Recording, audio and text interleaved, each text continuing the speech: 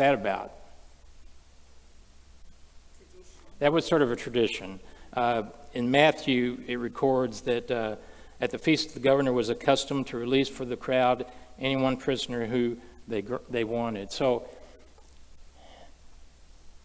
I think the Roman governors tried to stay, in some ways, in a good standing with the Jews. They didn't agree with the Jews on a lot of things, but they try to do things here and there to appease the Jews, to make them feel like they're in some ways good guys.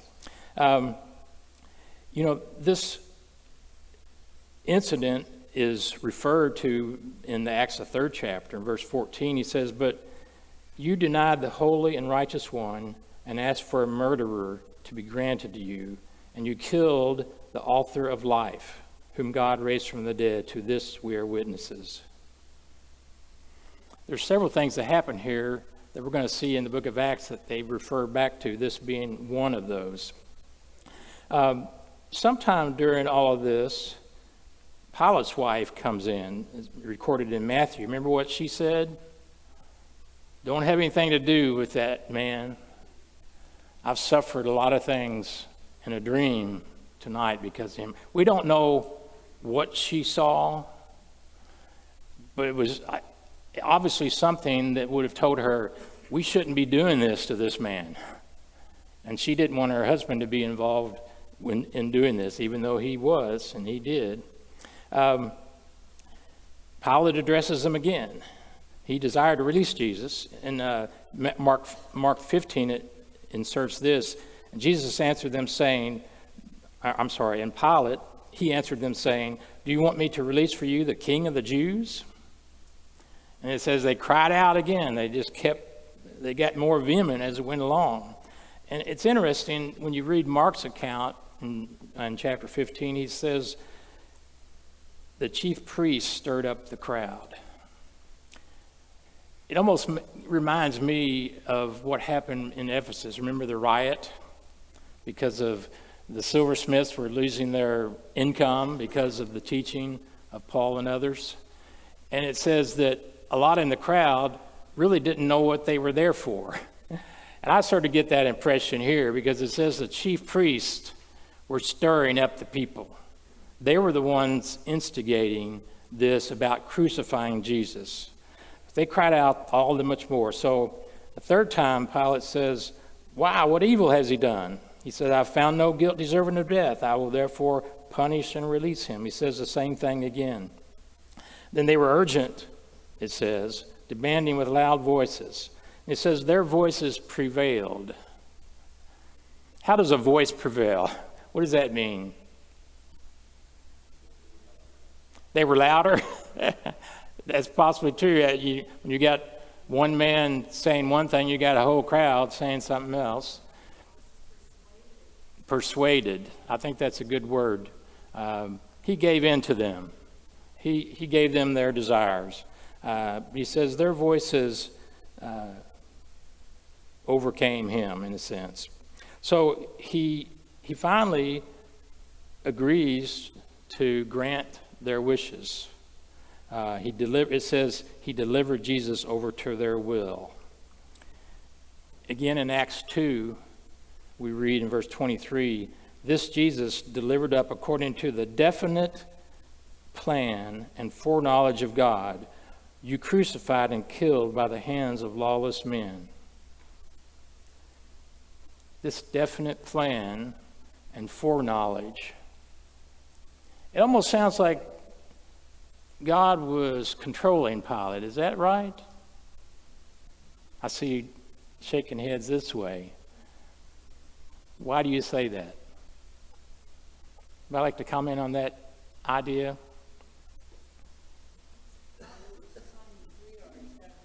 Wait just a minute.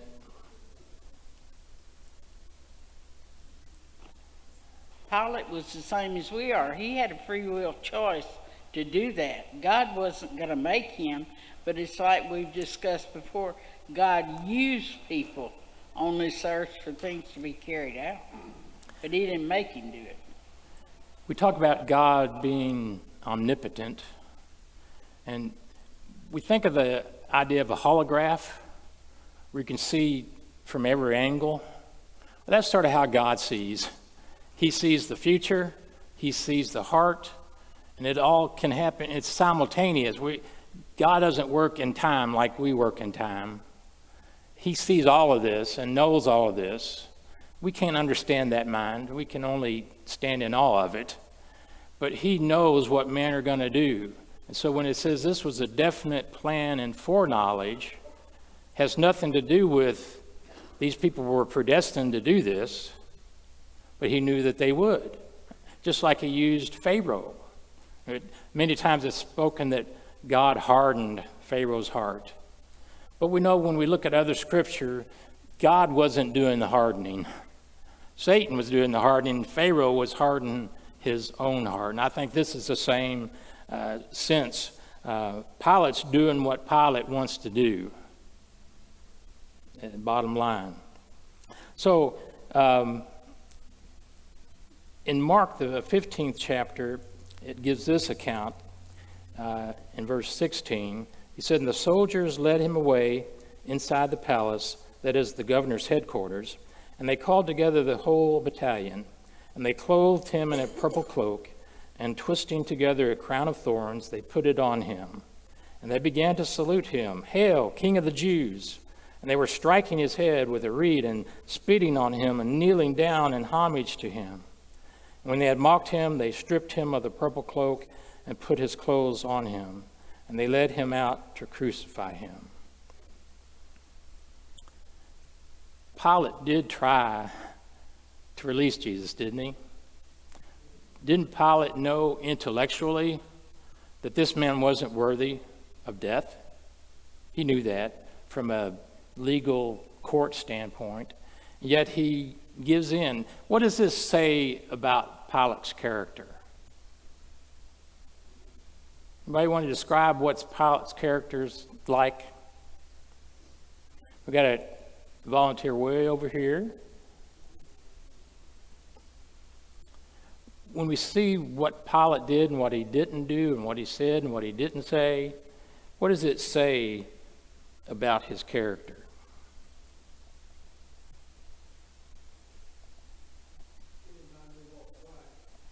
As long as it didn't cost him anything.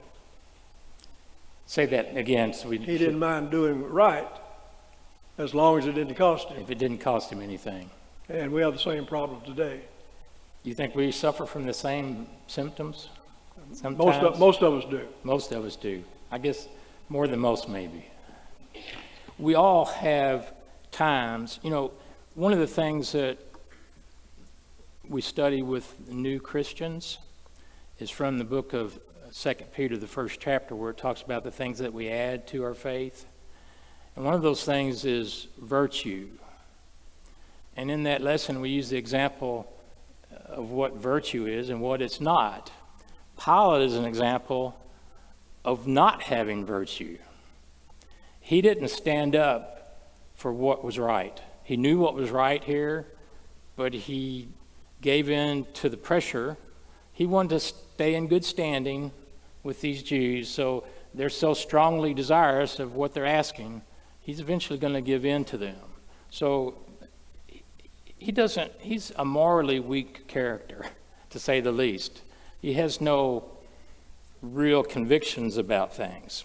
He was willing to even scourge Jesus. That was sort of, well, maybe this will appease them enough that they'll get off of this idea about killing him. But even the scourging would be a weak act from the standpoint of Pilate and his character. In Matthew 27, it says this about Pilate, and verse 24. "So when Pilate saw that he was gaining nothing, but rather that a riot was beginning, he took water and washed his hands before the crowd, saying, 'I'm innocent of this man's blood. See to it yourselves.'" We use that expression today, don't we? You wash your hands of that. That's a symbolic thing, but did that absolve him of what he's done? Greg's got a comment down here. Did that take away any of his guilt about the situation? He may not have been able to control what ultimately was going to happen to Jesus, but if he had carried out what was within his control of releasing Jesus and keeping Barabbas in custody, then what they might have done to Jesus might have happened, and then truly it would have been in the hands of the Jews and not really on. He would have been innocent of the blood of Jesus. But ultimately, he could say he was innocent, but he released Barabbas and he turned Jesus over to them. So it doesn't matter what he said; it only matters what he did. Why did they bring, we haven't really talked about this in any detail before, but why did they even bring, if they wanted to kill him, why didn't they just do that? And we have an instance when they were in the temple that they took up stones, they were going to stone him. So why did they decide to come, Lynn up here, why did they decide to take him to Pilate? What's that about? It's kind of what you would consider the fox in the hole. They had bad intentions the entire time, but they didn't want to be the ones to actually have the bloody hands. They wanted Pilate to do it. They could actually get in trouble for killing somebody because that was against the Roman law for the Jews to take it in their own hands. Plus, what you said is true too. They want it to be done by somebody else, just like Pilate. They're washing their hands. They're going to let Pilate do it. So both things are true. I believe in that. So let's read this section from verse 26. And they led him away. They seized one, Simon of Cyrene, who was coming in from the country, and laid on him the cross to carry it behind Jesus. And there followed him a great multitude of the people and of women who were mourning and lamenting him. But turning to them, Jesus said, "Daughters of Jerusalem, do not weep for me, but weep for yourselves and your children.